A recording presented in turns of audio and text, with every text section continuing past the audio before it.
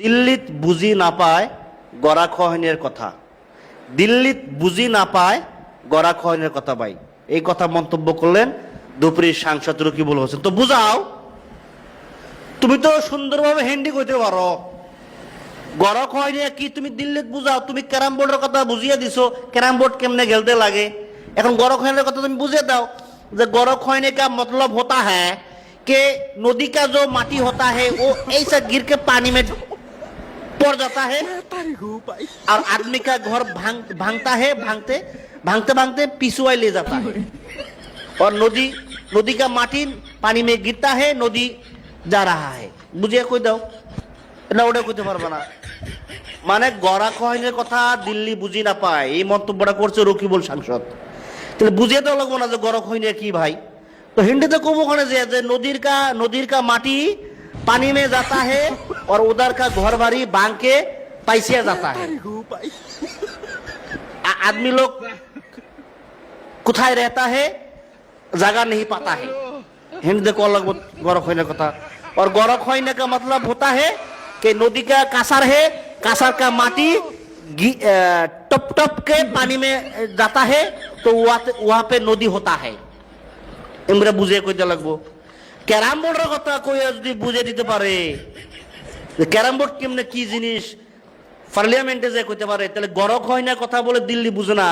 তার জন্য কইলাম যে কইবো যে गौरखोइने मतलब है कि वो नदी का कासर है, पानी में ऐसा टप गिर जाता है और पानी लाप के उधर ऊपर होता है और आदमी का घर बाड़ी धीरे धीरे पानी में डूब जाता है और जो लोग आगे से घर भांगा है वो लोग घर उठा के दूसरी जगह में शिफ्ट होता है। বুঝিয়া বেদল শেষ গেল। 2 নম্বর কথা, ইতিমধ্যে বুসাই মারি সিরাকুড়ি আসছিল দুপুরি সাংসদ রকিবুল সাহেব, যেভাবে আসছিল রে ভাই বুঝছেন, মানে এই জাপানের প্রধানমন্ত্রী মনে ঢুকলো এভাবে প্রচার করছে, মানে এভাবে এন্ট্রি বা এভাবে মাইসের জানাইছে যে জাপানের প্রধানমন্ত্রী আইতেছে ভাই, বুঝছেন নি।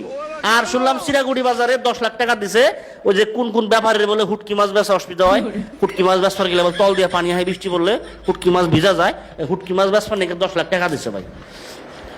না হুটকি মাছের যে বাজার আছে, হুটকি মাছ এই টুকটাক নদীর মাছ টাছ বেচে, হুটকি অ্যাকচুয়ালি হুটকি মাছই ধরতে গেলে বুঝেন নাই। তো এই যে 10 লাখ টাকা দিছে, 2.5 বছর পরে আইসা দক্ষিণ পাড়ে আইসা উনি 10 লাখ টাকা দিল হুটকি মাছের বাজার বানাবার নিকে। আরে 10 লাখ টাকা তো মৌলানা বদরুদ্দিন আজমল সাহেব যখন নদী ভাঙছিল, হ্যাঁ ফকিরগঞ্জ ওয়াহাব বাজারে, তখন তো জাগরে গড়বাড়ি ভাঙছিল ব্যক্তিগতভাবে কার 10,000 5,000 20,000 ব্যক্তিগতভাবে 10 লক্ষ টাকা যখন মৌলানা বদরুদ্দিন আজমল সাহেব চিকিৎসাধীন অবস্থায় বোম্বাইতে ছিলেন, ওখান থেকে উনি টাকা পাঠাইছে নিজের ব্যক্তিগত। তখন উনি সাংসদ ছিলেন না ভাই। আর একজন সাংসদ হইয়া, রানিং সাংসদ হইয়া এত বড় দিতে 2.5 বছর পরে হুটকি মাছ বেচবার লিগা, হুটকি মাছের দোকান বানাবার লিগা, বাজার করবার লিগা 10 লাখ টাকা দেয়। আর এইভাবে আইসি, এইভাবে প্রচার করছে না জানা জাপানের প্রধানমন্ত্রী আইতাছে, বুঝছেন নি। এই কথা गौरखोइने কথা দিল্লিত বুঝে না। বুঝাও, তুমি ক্যারাম বোর্ডের কথা বুঝাইছাও। হ্যাঁ, कासर का माटी पानी में डूबता है, पानी लाफा के उड़ता है और नदी लाहे लाहे बड़ा होता है। सुझा कथा, हमको पैसा दीजिए, हम उधर में गिट्टी लगाएंगे, मिट्टी फैलाएंगे, ये करेंगे নিয়ে অ্যাকাউন্টে জমা হয়ে যেতে হয় নাকি কোন। তো এই কথাগুলো কইলাম, কথাগুলো বোঝার চেষ্টা করবেন ভাই। এটা হয়েছে বর্তমানে আমাদের সাংসদ। 2.5 বছর পরে এসে 10 লাখ টাকা, যেটা নাকি একটা হুটকি মাছ বাজার বানাবো ব্যস্ত নাকি এটাই, বাকি কোনো কাজ করবো নাই ভাই। মানে সামনে ইলেকশন আছে না, একটু মাইসের দেখান লাগবে, মানে এগুলো দেখানি, এগুলা মাইসের দেখাবার নাকি দুপুরি সাংসদ আইছিল, ঠিক আছে। কিন্তু ওইগুলা বুঝলে গেছেন গা